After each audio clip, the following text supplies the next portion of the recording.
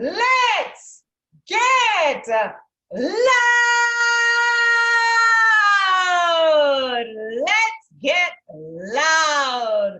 This evening, I have with me Tamara again, and we're going to call this our therapeutic session. Welcome, Tamara. How are you? Great, glad to be back again. It's good to have you back. Tamara, a lot of things that people don't do is seek help. One of those is seeking help when we are feeling pressured, when we're bullied, when we are being abused. We don't seek help and we end up doing things to ourselves that even cost us our lives. But you weren't one of those people. You sought help. Tamara, how early on this journey did you start seeking help to get through the bullying stage? So when I was 16 or 17 going 18, that's when I first sought help and I went to my first therapy session. A lot of people don't know, but when I was going to graduate top of my class in high school, I felt really overwhelmed. I wasn't hearing back from universities or colleges as fast as my colleagues. I went to a lot of scholarship interviews. I didn't hear anything, and it was nerve-wracking. I just felt like I worked really hard. I sacrificed a lot of time and effort, and I wasn't hearing anything to push me onto the one big goal I had for myself when I was 17. It was to go to college. And how did that make you feel?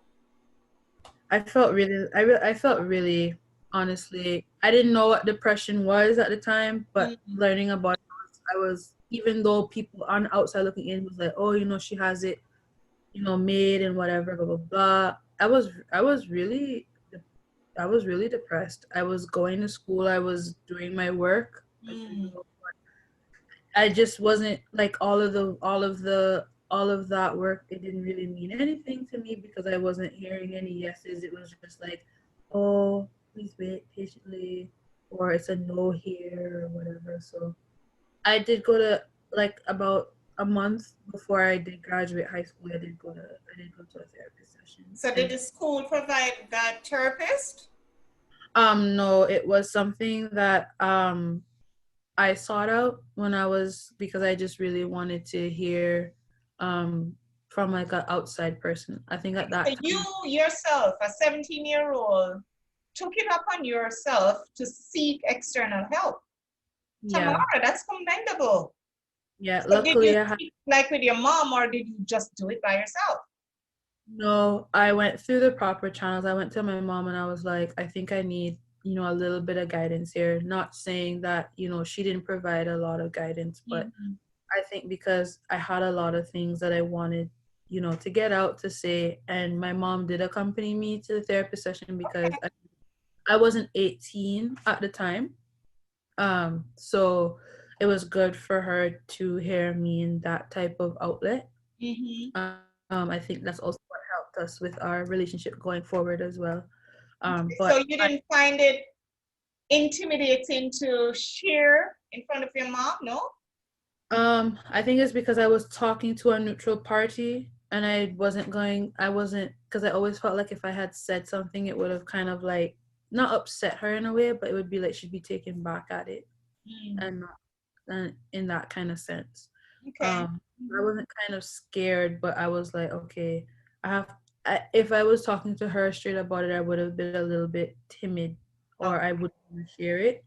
But because I'm talking to her, or I'm talking about something with her by my side, it made me feel a little bit more comfortable. That's good. That's good. So describe that experience? How did it make you feel? How long did you have to do therapy? So I just did that one session. It was about an hour and a half. Okay. Correctly. But because I was planning on going to university, they did encourage me that if my university had whatever university I chose to go to, if they had that resource, if I needed to seek it, and not to be afraid to go use that resource on campus, because a lot of university students don't go to their therapist on campus because they're afraid it might get reported back. and that kind of stuff, or used against them. And then they'll probably experience bullying too, and people laugh Correct. at them. So, Yeah. how long after you went to therapy did you get a break? In the sense of, did you start hearing from the colleges shortly after?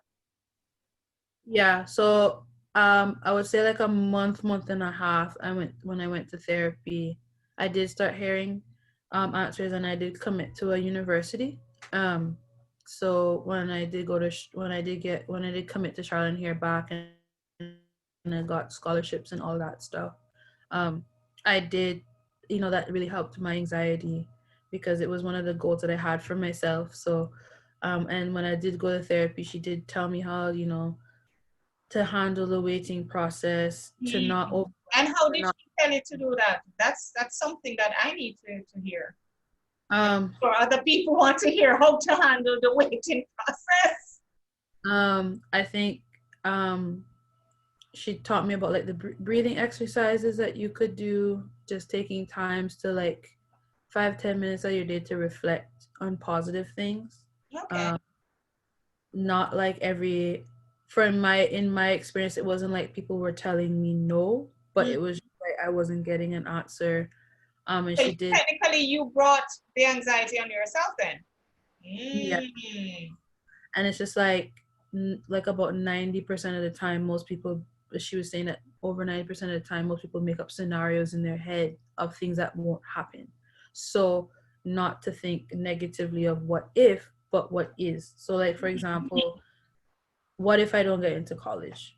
She said to stop thinking about it that way. In a sense, say, oh, I applied, Mhm. um, and you know, or what if they're just taking a while? What if the mail is slow or whatever? Because they did send it through local mail. It wasn't FedEx or It wasn't anything. FedEx, right? So I mean, time not to have time be the one thing I remember from when I was 17, 18 was not to have time be the master. Mm. Um, and just to more practice. I think we were coming into the digital age of having things really accessible in like less than 30 seconds. And so Mhm. she said, there's still things in this world that take time, and I shouldn't beat myself up about it, in that kind of sense, and not Those be are like, good lessons, Tamara. yeah. And a lot of things about like comparisons towards me, and how I compare myself to others. So a lot of like paper exercises of doing like, Venn diagrams of what I have that other people don't have, what similarities and those kinds. So You have to teach me those things, man. so I think for me, even though I had like that short experience in therapy, it was a good eye opener. Like, this is a resource that a lot of people don't utilize, to talk to somebody that has that type of psychological experience. Right. So it's good to talk to somebody of a neutral party that probably you don't have history with. Mm. I think that's the best part of, Feel freer to share, right? because it's somebody that you're explaining somebody for the first time, Mhm. that you won't have to worry about offending them, or saying something that Walking might. on eggshells. Exactly. Are you So using the wrong words? exactly. So I think that was a good first experience, and those are like certain things that I still use today, even though like that was like 5-6 years ago. That really helped me get over that hump in my anxiety at a young age, and got me better prepared to deal with it in university. Okay, so speaking of university, you alluded to the fact that this is something that a lot of people in university do not use. Did you find yourself at any stage in university where you had to utilize this service again? Yeah. When I was dealing with the grieving process of losing my grandfather and my uncle, I did go to therapy, and the shooting incident as well, because I hadn't experienced death before. I didn't really know how to process it, especially because I didn't have any family members around me at the time. Mm. And also, I wasn't concentrating in class at all. I wasn't really taking care of myself health wise, like physical health wise either. Wow. So, um, I So think. do you think those were signs of going back into a depression? Mm-hmm. Yeah. Just because I didn't know how to grieve properly, and deal with that. When I knew I had to go to therapy when I caught myself like tearing up in one of my classes, thinking about my What grandfather. caused that? What caused that?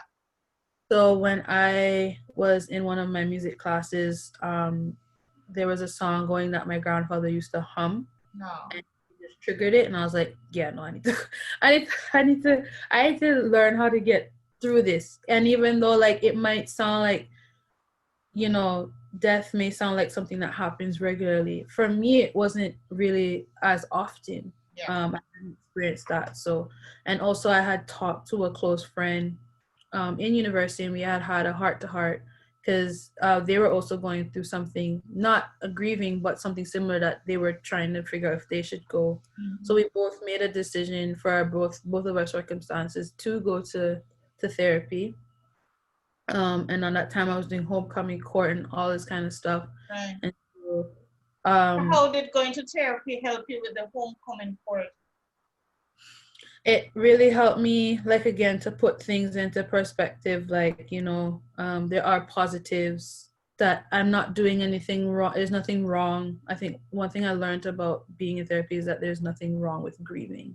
It's a normal process of life. I Right. don't have to be strong all the time, or have to be like that kind of like figurehead, because that's what I felt like I had to just suck it all up, just get through this semester, then I can grieve come Christmas time. And I just like, Christmas is not a good time to grieve. no, and I was like, I can't make it by then. So I was just like, I have to go get some type of help. And I think I went to about 5 or 6 sessions. Oh, so it increased from 1 now to 5 or 6. So Yeah, it took more. yeah, it was like every other week, and they were like about 45 minutes or half an Did you hour. look forward to these sessions? I did, because it gave me time like during each session to like think about things from like, she gave me a lot of like tools to use. And what are some of those tools, or what were some of those tools? So a lot of them were like the breathing exercises again, Okay. taking time to actually sit down and kind of like meditate for a little bit. She also suggested journaling. So Do you still do journaling? mhm. I journal more often now, than I did like in university. But in university, I used to just make like bullet points kind of thing. But it was just more making the time to journal than actually sitting down doing the activity, because I think a lot of time in university we're always so busy that we don't really have that much time to sit down and like decompress, until like we have like a long weekend or a break, or you know, a class cancel, blah blah blah. So for me it was even finding the time. She was like, the way that my schedule was, I was not finding time to even sit down and eat or take care of myself or study. So she was like, you need to find time to just, even if it's a half an hour out of your day, to just sit down and just do nothing. I I like think that. I like that therapist. Sit down and do nothing. just I sit. need to do that. Just sit down and do nothing for half an hour. But you know what I'll probably do? I'll probably time myself and say, okay, Ingrid, 30 minutes. And then my brain will be, so, Yeah, it was the hardest part for me. And I think my first couple of sessions, I was like to her, I was like, to be honest, I probably gave myself like 10-15 minutes. I couldn't make it to half an hour. I really tried, but did you eventually make it?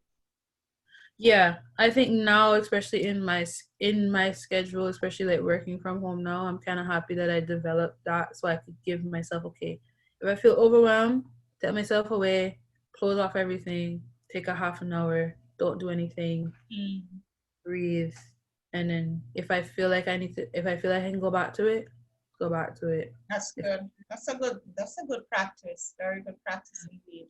um So tell us more about the students. Did you find a lot of students on campus in a depressive state and not wanting to seek help?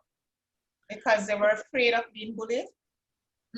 I think because we were so busy and because a lot of the people that I was associated with or friends with, we were always seen like in a positive light. And so if anything had, I guess, like not come out, but like anything that seemed like they had like an issue, it Mm-hmm. wouldn't really help like their what's the word?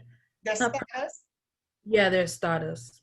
It was always about status. So, Mm. I mean, for me, I just kept it on. Certain people knew that I was going through a grieving process, but I didn't tell everybody I was going through therapy because I felt like it was something that um, more pertained to my family and not really my friend groups at the time. Because I did have friends that I did tell that my grandfather passed away and Right.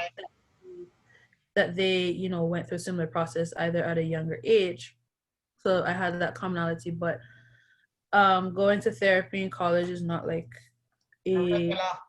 no, it's not. Mm. And I was surprised to find out that a lot of people don't utilize And do that kind. you think this is something that they should utilize? Oh yeah, definitely. Well, for one, I mean, we pay for it in our tuition, Oh, so wow. that is there. It's a part of like your health. I don't know what they call it at certain universities, but it's part of like that health component that you pay for. Like, A health package, maybe? yeah. Mm. So I Wellness mean, program? pretty much, yeah. So like you have like a center, like the hospital or like a clinic or something. So it's a part of that. They just have their own like building sometimes. Right. So a lot of people probably don't use that service because one, they don't know it exists, What? or but yeah, I think now because of how mental health has become such a huge topic because of Mm. COVID-19 isolation and stuff. I think now, especially because you have therapists that do like telehealth, like it's easier. Okay. But because that wasn't really a thing where you had to physically walk into a building, you had to like look around and see if anybody was like Mm. watching and stuff like that. I know for me, when I had my therapist sessions, I was kind of timid at the time, and I went like in like a high peak time for like lunch where I knew nobody was on that side of campus. Wow. So I went at that time, or like I went like on a break from work, so it made me look like I was gonna go eat, but then I went to a therapy session. So at first I wasn't really. I was one of those people that kept it like on the low, but I was also one of those people that utilized that service. And That's there were good. only like about one or two people on campus that I knew that used it, and Mm. I could find it in. So it was like I didn't feel that alone. That's Um, but she also said like being a college student, being busy is a good thing, but mm. when you're going through and you're dealing with things, it's also like a hindrance because you don't have time to sit down and decompress about, okay, Mm. I don't feel okay about this thing, but because we're so busy, we sit down underneath the rug and we keep going. You think um that is what we have done in adulthood now? yeah, I think So so. busy. Mm, Mm. i don't think we I don't think we take time to sit down and be like, okay, that affected me in this way. Right. I have to sit down and figure out how did it affect me. What could I have done to not have it affect me that much? How did it, if somebody did something to you, how did it hurt you? Right. um how did that, like, we don't learn from those things that affect us emotionally. So, I think, so do you journalize those things? Is that's how you get it out? yeah, I think for me, I more journal like what happened that day, so I can see, okay, this happened. If it does happen again, I know what to do differently. That's Or good. I journal like major events or something like that once, so Mhm. I always like remember what happened. So like if it does come back up again, I know, How to okay, deal with it. how to deal with it in a more constructive way. I also learned in that therapy session Mhm. that it was okay to talk to my family about me grieving, and about those kind of issues. Like I was dealing with homesickness as well, because Wow. I knew I was in my last year of college, but it was just like, oh, it's right there, but it's like I still have a couple months to go, and all that kind of stuff. So it was just like, okay. And then when the winter came, it was just like, ugh, now I have to learn to use that. Like when I was like, when the winter before I finished university, I was just like, okay, I have to learn that going home is right there. I can make it, but I still have to stay focused. It was just the whole staying in that You mindset. had to do a lot of self-talk. You had to say, Tamara. And then so during those sessions, I learned that self-talk it's okay to do self-talk. Like literally look in the mirror and do it for like 5-10 minutes before Oh you. yeah, I do it on a constant basis. I didn't used to do it until I was in university. So that was new for me. I used to just because I was one of those people that always had doubt in my head. So But you see, that's how self-talk helps too, and the sabotaging thoughts, like what you said about, I can't get a yes, and everybody getting a yes, and you comparing yourself to other people. It's like, hello, Ingrid, hello, you're not yeah. Tamara, and Tamara isn't you. You're running your own race, stay in your own lane. And sometimes you got to pull yourself up really good too. I say, hello, Ingrid, come on now. So we have to learn to do that, and we have to be cognizant of what goes on in our minds, because Yeah. that's what will either make us or break us. So do you still do therapy now?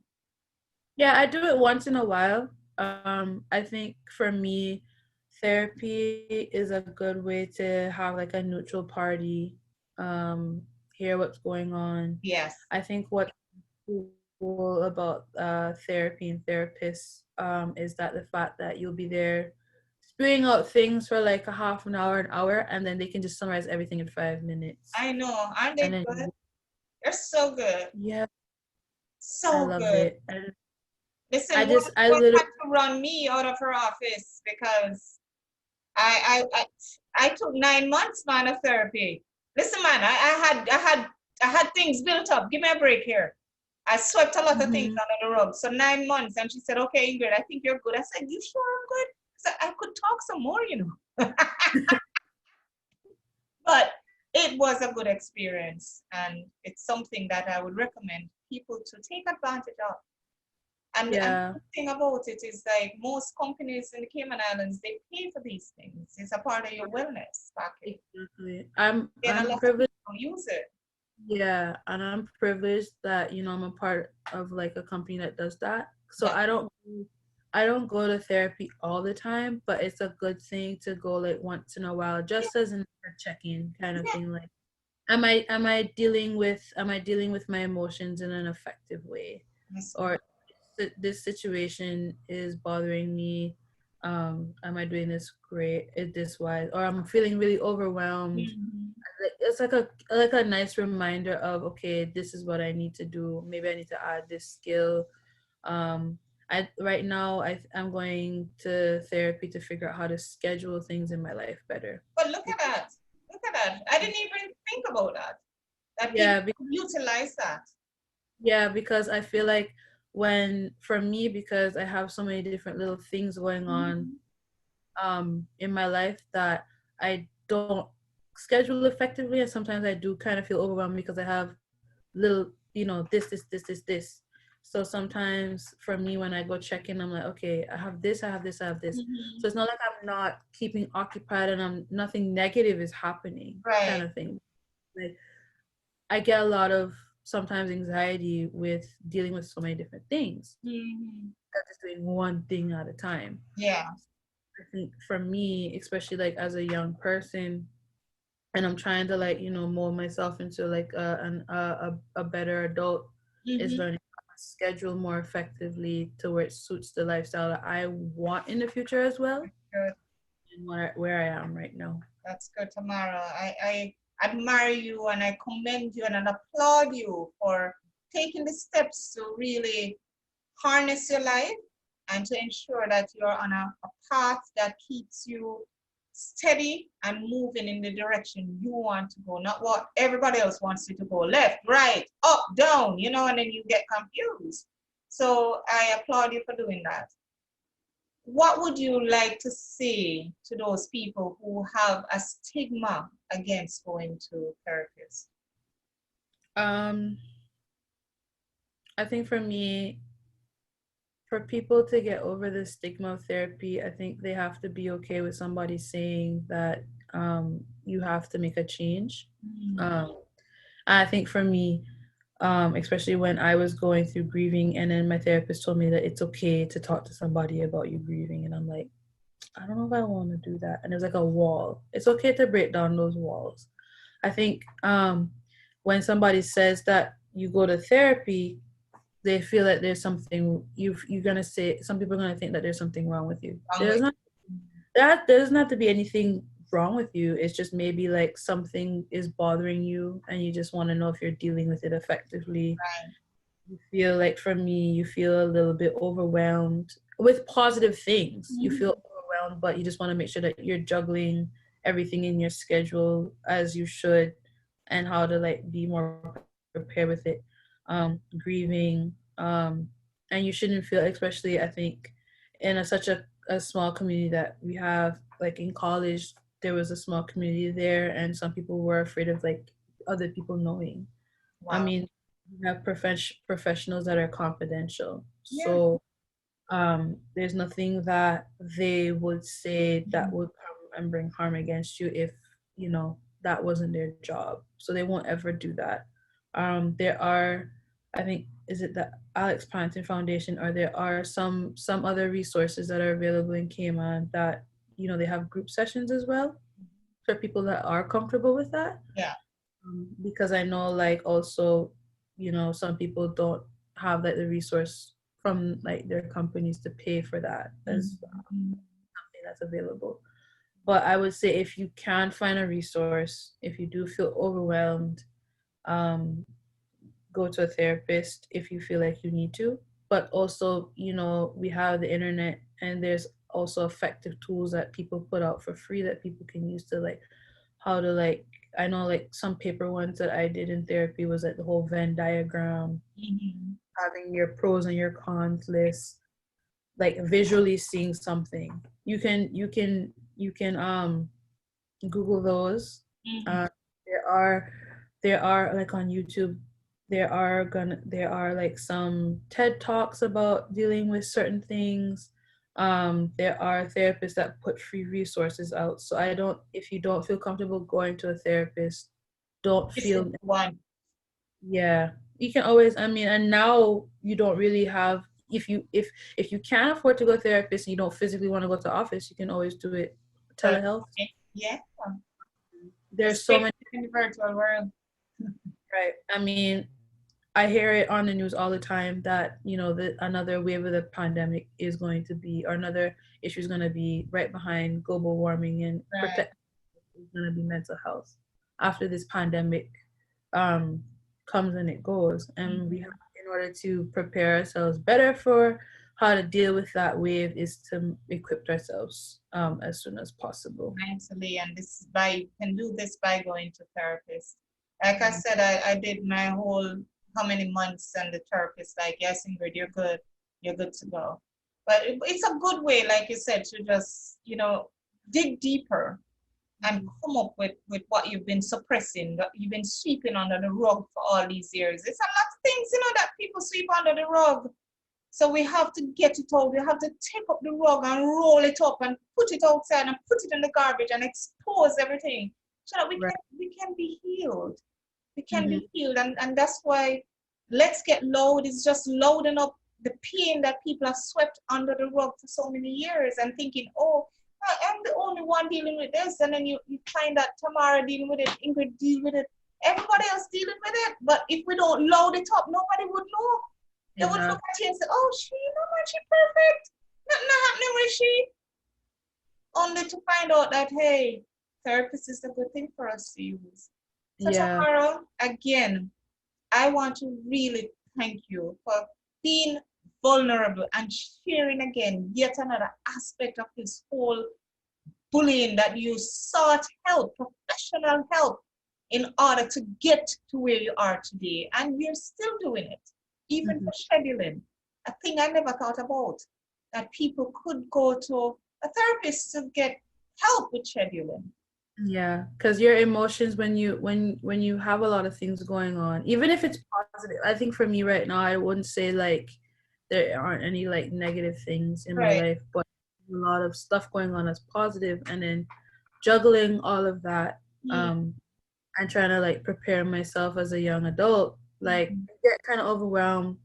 Anxiety starts creeping back up. Like, okay, do I have enough energy? Do I have enough time in the day? How do I do this? How do I do that? And then sometimes you just need to go and just be like, somebody tell you, like, you know what?